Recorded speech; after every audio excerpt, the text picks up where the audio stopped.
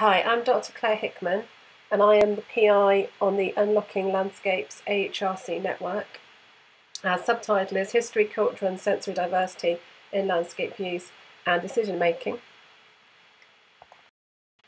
Our main aim is to think about holistic decision making in terms of human diversity and inclusivity in landscape use. So our plan is to develop capabilities, dialogue and cross-disciplinary collaborations to engage landscape decision makers in the wealth of insight within the arts and humanities regarding the inclusionary and exclusionary cultural and historical dynamics that shape people's landscape experiences. In doing so, we'll provide a more holistic decision-making process at the landscape scale, not just for biodiversity, which is already widely recognised as a priority, but also for human diversity. So we have a particular focus on decisions pertaining to health and well-being, and we intend to adopt a broad interpretation of landscape here.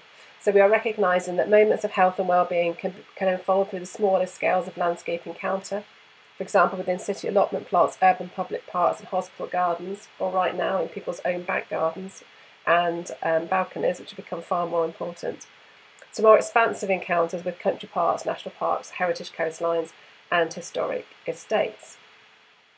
So in order to think so broadly about this, we have a very sort of strong cross-disciplinary team and one that bridges policy and practice. So I'm a medical and environmental historian. My co-I, Sarah Bell at the University of Exeter, is a critical health geographer. We also have biodiversity and health policy people on our steering group, as well as medical humanities experts. And then alongside that, we have really important voices from those working in sort of landscape decision making already. So we have people from the Sensory Trust, Historic England, the Woodland Trust, and then independent people involved in thinking about inclusivity in nature, such as Andy Shipley of Natural Inclusion.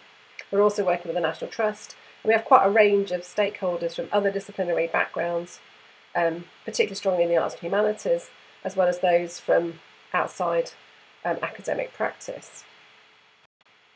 Our main research questions revolve around this idea around human diversity and what that means and how we can think about that in terms of landscape. So our main questions include: how is landscape sensed and made sense of by diverse individuals and groups? What are the cultural and historical underpinnings of landscape experience? What are the tensions between personal and collective landscape meanings? And how can we learn from human diversity to facilitate genuine landscape inclusion that moves beyond basic access provision? And in order to do this, we have a plan which involves traditional workshops, as well as sort of exhibitions, a film, other ways of engaging broader audiences with some of these themes. But because of COVID-19 at the moment and the problems of doing face-to-face workshops, we've got an online call for pieces that's like we've advertised quite broadly on the theme of what does landscape mean to you. So I've asked people to send us anything from sort of short stories, poems, sketches, photos, videos, soundscapes. We've given them some questions to try and get responses that relate to our network aims. But these include: what does landscape mean to you? How do landscapes hold you? How do they speak to you? What stories do your landscapes tell?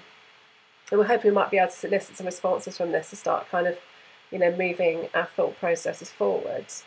But alongside that, we have a group of workshops, some of which will presumably now be online, some I hope to still do face-to-face because of the interaction with the landscape being so important and that kind of hands-on experience. But the workshops themselves encompass a wide range of things, from how can we use arts and humanities research to think more about inclusivity and what that means in terms of landscape access, management, representation. A workshop on methodologies, so how can we share methodologies, how can we work together, how can we develop more integrated approaches that we can use to map diverse landscape sensibilities, stories and values across place and time. How can we then decode all of this in a way that works for policymakers? So what do policymakers need? How can we talk to them? How can we work together?